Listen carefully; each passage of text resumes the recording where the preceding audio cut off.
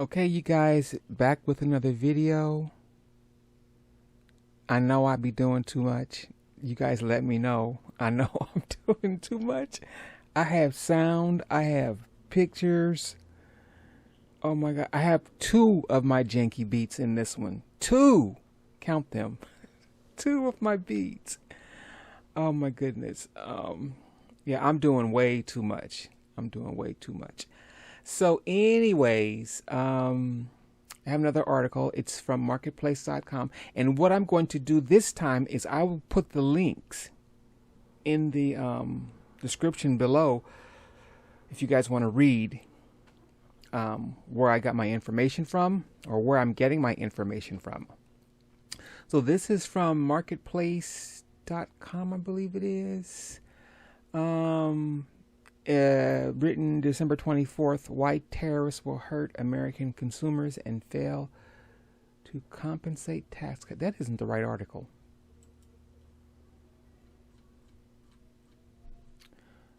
From Marketplace, tariffs will have an outsized impact on the apparel industry. Written on April 23rd, 2025. Americans are used to affordable clothing costs that may have to change under President Donald Trump's steep tariffs. By Michael M. Santiago. There's a photo from Getty Images. So, this is Apparel, and I am promoting my line, trying to get my clothes out there, blah, blah, blah, blah, blah. And I'm wondering, because my clothes are not terribly inexpensive. Like, I saw a site the other day and they had a bodycon dress for $6. And it wasn't Shein and it wasn't Zara. It was another site. They had a bunch of $8 dresses, a $7 dress, a bunch of $12 dresses. There was another site that had a bunch of $24 dresses, $36 dresses, $48 dresses. I've seen sites with $250 dresses, sites with $300 dresses, sites with $199 dresses. And one site had a bodycon dress for $1,800. Another one had one for $648. So what I did with that particular data is I wanted to prove or justify the claim for my pricing. But I can't do that. I can do it, but I have to manipulate the data such that I won't be penalized for trademark violations and copyright violations. So I'm not using that data right now. What I'm doing is I'm reading articles, and I'm going to put the link in the description. I may use that other data later. So anyway, this article goes on to say, it was interesting because I'm in the Bay Area. The signature product at the menswear brand 316 is specialty jeans, the kind made for denim nerds. And one thing that makes them unique is that they're put together in the U.S. Early on in the brand, when we were still learning how to make jeans, there was a lot of value being able to visit the factory to understand and really get acquainted with that process, said co-owner Andrew Chen. He's in San Francisco. Unfortunately, Chen, even though his CS 100X jeans, which retail for $250, are assembled in San Francisco, tariffs are going to greatly impact the cost of making them. The actual denim fabric is made in Japan, which is known for selvage denim. Selvage is that edge of the denim, the long edge, a labor-intensive manufacturing process done on old-school looms that give the fabric a finished edge that is not commonly made in the U.S. There's a long and storied, over the centuries worth of history of textile development. The denim development of indigo dyeing, said Chen, of fabric making in Japan. It's part of their culture. Tariffs are going to touch many, if not every industry that makes and sells goods in the U.S., including myself, but they'll have an especially outsized impact on apparel. Something like 98% of clothing sold in the U.S. is imported from abroad, according to the United States Fashion Industry Association. The top supplier is China, which is subject to the steepest tariffs under President Donald Trump's new trade policies. So what they're saying is we're in for a rough ride. So that was just part of the article. I'm going to go on to another article, I hope. This is the Yale Budget Lab. Commodity price effects. I'm just picking sections that were highlighted by AI that I double checked. This is from Yale.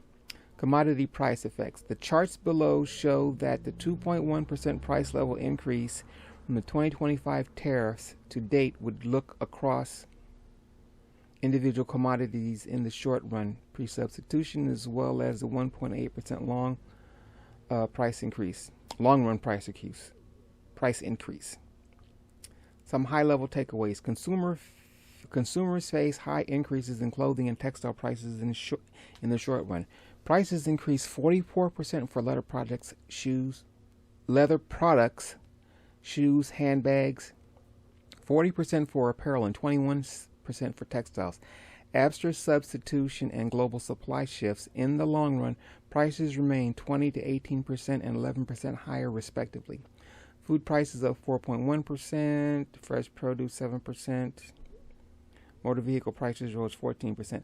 So the tariffs are raising prices everywhere. What I don't want to do is this is another article from the Yale Budget Lab. The post-substitution prices settles at 1.6%, a 2,100% cost per household. Commodity prices. The 2025 tariffs disproportionately affect clothing and textiles, with consumers facing 40% higher shoe prices and 38% higher apparel prices in the short run. Shoes and apparel prices stay 19% and 70% higher in the long run, respectively. So another one from Just Style got down even more insidious. So what I was looking for was, because I'm making my clothes here, and my textiles, my fabric may come from overseas. So what I don't have is the apparel finished goods import. I just have the textile tariff I'm dealing with. But what they're saying is, from what I can glean from these articles, is that right now a lot of these major manufacturers are importing a lot of goods ahead of the tariffs, but tariffs are still going into effect and people are paying higher prices. This is an AR overview. And then they had the links, and of course, I had to do a deep dive because you can't rely on just AI alone. At the bottom, it does say AI responses may include mistakes. Learn more. So anyway, this is from the overview. The 2025 tariffs are significantly increasing prices for U.S. consumers and businesses in the apparel sector, with apparel prices rising sharply in the short run. This is causing lower consumer purchasing power and potentially leading businesses struggling to maintain profit margins. The tariffs are also disrupting global supply chains as companies seek to diversify away from Chinese inputs, and leading to increased costs for materials. That's me. For materials manufactured outside the U.S. The tariffs are also impacting garment workers and raw material providers lower down the supply chain. Higher prices. Tariffs lead to significant short-run price increases for apparel and textiles, with potential long-run price increase also remaining. Reduced spending power, margin squeeze, supply chain disruption, diversification. So it looks like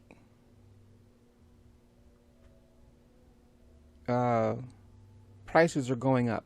Shift to alternative markets. Countries like Bangladesh are seeing potential advantage due to reduced tariffs on their imports. Anyway, some of these, one of the articles I was going to read, I might as well go back and read it now. This is from juststyle.com. They got a bunch of countries on the Pacific Rim.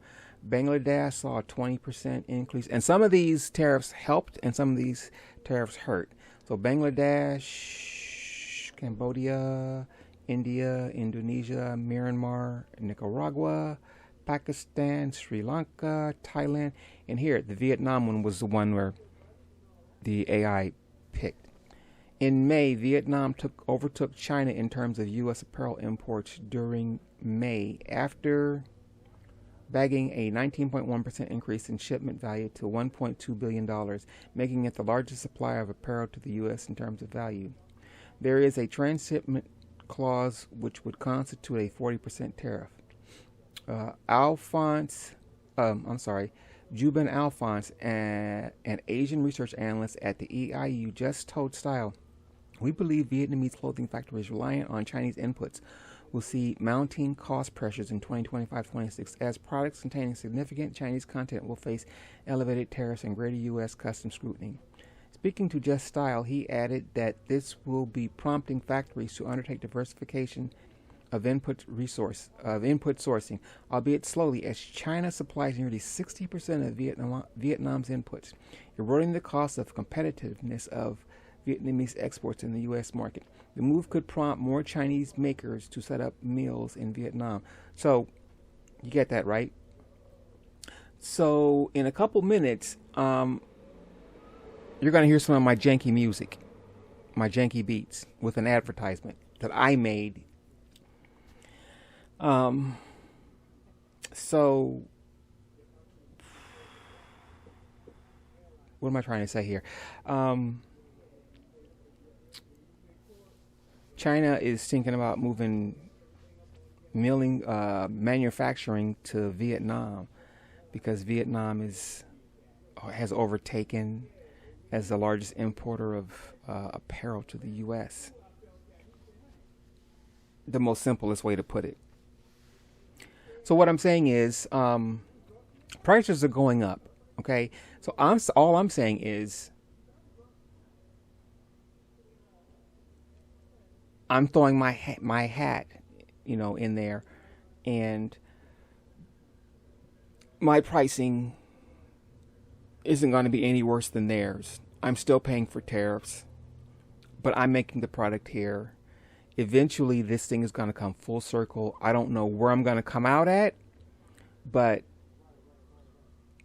I'm not going to sit back and not try,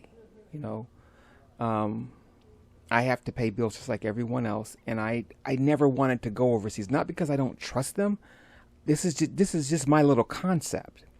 If I can't, carve out my own corner, and I have to go along with the flow, and we all know it's difficult to start a business, especially an apparel business. So this is just my little way of getting started. Maybe one day in the future I will go overseas, but right now I'm making the clothes and I'm making small runs. So if this is what appeals to you guys, if you think this could work for you, buying from a U.S. Small indie designer, I'm your girl. You can see me making the stuff right here. Yes, I'm improving. But if I get better, my prices will more than likely go up. So you're going to listen to some of my janky music right here in a minute here. It's coming up. Let me know, am I doing too much with my music? Yeah, give me your honest opinion. And I don't make beats. I'm a fashion designer. I can sew. So, but I made these beats, I've explained before, because I've gotten 2 copyright strikes from stock music that, you bought with your app, and then all of a sudden it turns out that someone else has a claim on it. So I make my own beats now whenever I can. So sit back, enjoy, let me know.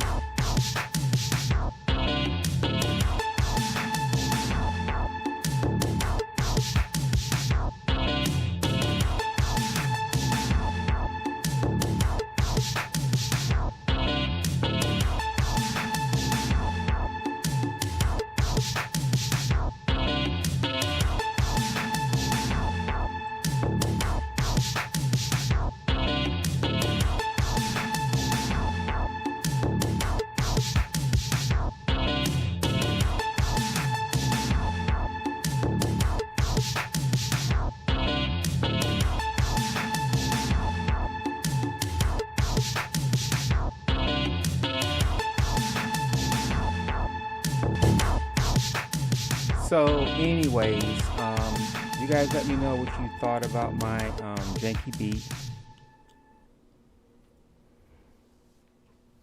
It's just something I do because I've gotten 2 copyright strikes. I haven't gotten in trouble or anything, just 2 copyright notices. One was from an Apple tune I got off Apple. I thought, not knowing that you have to do a deep dive and see if their beats have, I don't know how you would say, because I'm not in the music industry. You need to know if you use that beat, you won't receive a copyright claim. And I received one of those from using an Apple beat. There was a guy on YouTube who did that. He what did he do? He explained the process. You need to do a deep dive and find out if the music that you're using on some of these platforms can have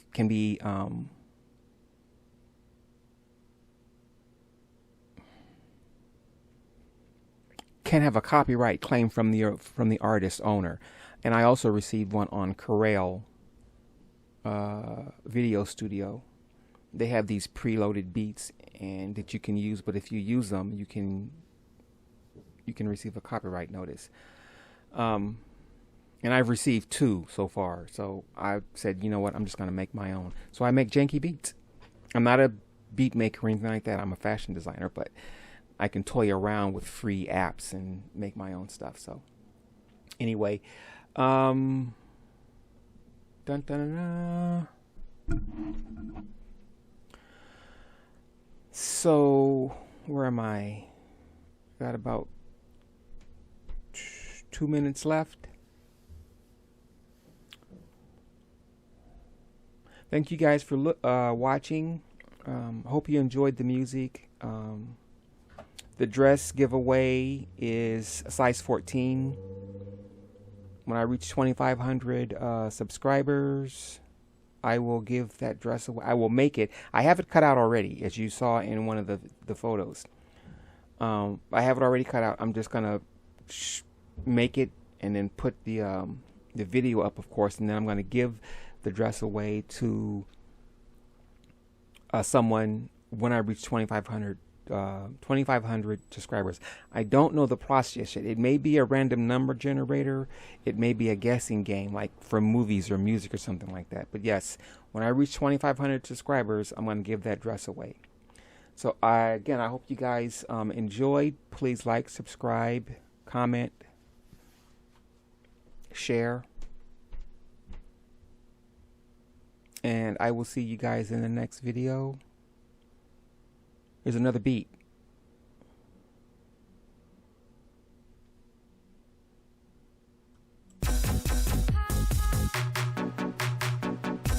Streetwear ciphers. Like music ciphers, streetwear. Okay. Maybe I stop telling jokes.